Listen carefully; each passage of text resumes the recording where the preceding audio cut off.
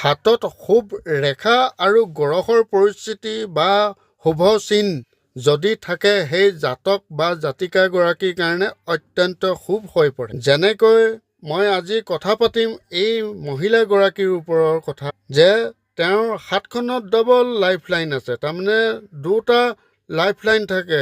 এয়া আপোনালোকে চাই যাওক, মই ড্ৰ কৰিছোঁ। এয়া হৈছে লাইফ লাইন জীৱন ৰেখা পেৰেডেল, আৰু এডাল ধুনীয়া স্পষ্ট ৰেখা আপোনালোকে দেখা পাব। এইটো হৈছে দ্বিতীয় জীৱন ৰেখা। দুটা জীৱন ৰেখা থকা অৰ্থ হৈছে এইটোৱে যে এওঁ মংগলকাৰক ৰেখা হ'ব, মংগল গ্ৰহৰ প্ৰভাৱ বেছি থাকিব, বজৰং বলীৰ সুদৃষ্টিৰ কৃপা দৃষ্টি থাকিব।